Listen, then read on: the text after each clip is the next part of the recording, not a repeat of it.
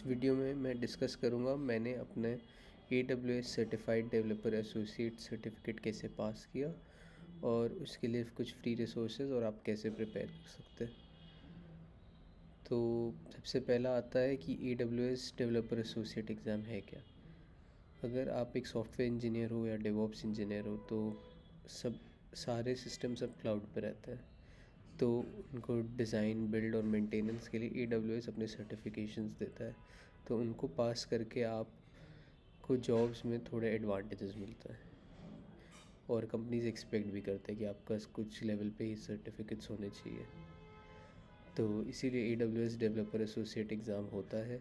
इस एग्ज़ाम में 65 क्वेश्चंस होते हैं जो आपको 2 आवर्स में करने रहता है, और अगर आप 72% से ज़्यादा स्कोर करते हैं तो फिर आपको सर्टिफिकेट मिलता है ऐसा, जिसको आप फिर ऑनलाइन शेयर कर सकते हैं और अपनी प्रोफाइल पर अटैच कर सकते हैं। तो अब ये था क्या है डेवलपर एसोसिएट्स। अब ये एग्ज़ाम आपको इन इम्पॉर्टेंट टॉपिक्स पे टेस्ट करता है: API gateway, Cognito, cloud front, cloud watch, code commit और भी सारी।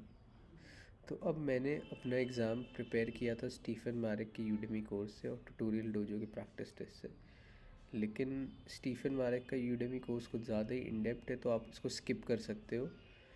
आप कोई भी यूट्यूब पे फ्री प्लेलिस्ट देख सकते हो और उसके बाद आप क्विज़ दे सकते हो, और जब तक आपके 80% क्विज़ में नहीं आते तब तक आप प्रिपेयर कर सकते हो।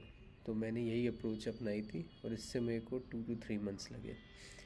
तो अब मैं फ्री रिसोर्सेज आपको दिखा देता हूँ जो आप यूज़ कर सकते हो डेवलपर एसोसिएट की प्रिपरेशन के लिए।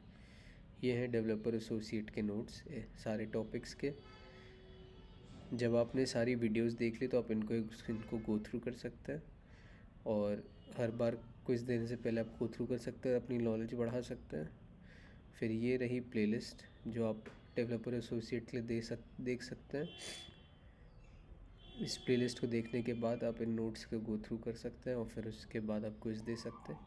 ये 2 प्रैक्टिस टेस्ट हैं जो आप यूज़ कर सकते हैं। इसके अलावा आप और चाहें, अगर ये 4 प्रैक्टिस टेस्ट और इसके अलावा भी आप चाहें तो फिर आप ट्यूटोरियल्स डोजो का ले सकते हैं, और ये काफ़ी इनफ है डेवलपर एसोसिएट के लिए प्रिपेयर करने के लिए।